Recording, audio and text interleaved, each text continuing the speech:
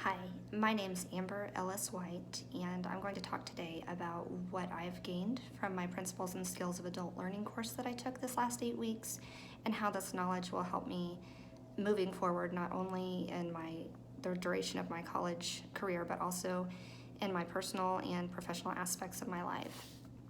Now, some of the things we went over in this course served more as a refresher of things I was already familiar with, some of the content added to my current knowledge base, and some of it was completely new to me. First, I want to start out with learning about what type of learner I am. I always knew that I was more of a hands-on learner and learned best when I was able to actually jump in and get started on something. I knew that reading out of a textbook or sitting through a lecture wasn't that beneficial to me, and I didn't really retain the knowledge that well. However, I didn't realize that there was a name for this type of learning, and there is. It's kinesthetic learning.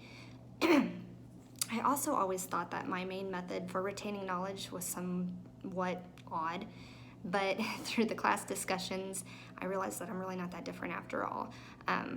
That method that works best for me is when I take notes when I'm listening to a lecture or reading out of a textbook. I end up writing and rewriting those notes over and over again. It's just the act of not only reading through them, but actually physically putting those words back down on paper reinforces that in my mind and helps me to retain it better. So, like I said, I learned I'm not that odd. And knowing and recognizing what type of learner I am will help me quickly identify what I need to do to master a task, and this will be beneficial not only in my college courses, but also in my career as well. APA formatting. This was another aspect of the class that's really beneficial. It did serve more as a refresher for me. I am in my senior year of college, so I've written many papers in APA format, but it seems like every time I've had to get online and relook up how to correctly cite references in APA format. But I think that this course and taking those little quizzes that we had to, I really think that reinforced it more, so hopefully next time I won't have to look up how to cite things in APA format correctly. The Google Calendar. The use of the Google Calendar was something new to me.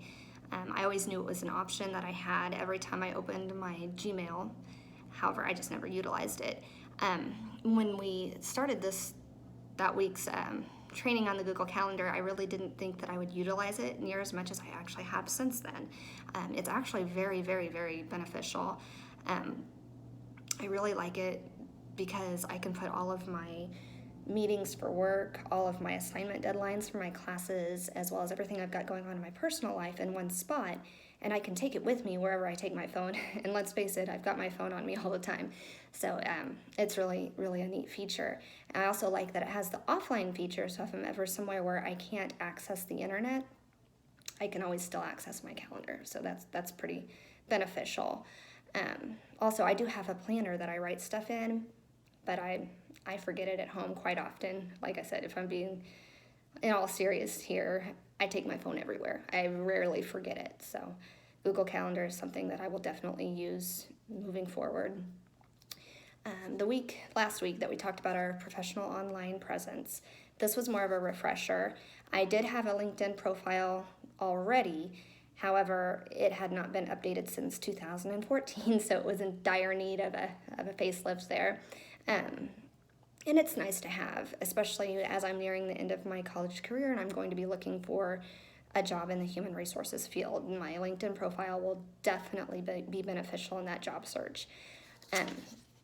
Also, the discussion forums about keeping the professional profile and your social media profile separate was a great refresher because it really brought to light why that's important. A lot of times when we post something, we can inadvertently offend somebody, or it's taken out of context.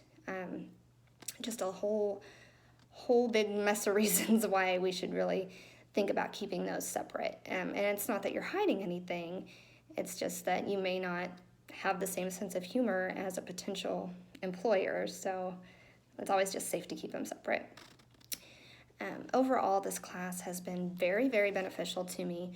I actually wish that I would have taken it before my senior year because there's a lot of aspects that I really could have taken advantage of had I known sooner. and this course brings those all to light. So thank you for listening to my video, and I hope you have a great holidays. Thank you. Bye-bye.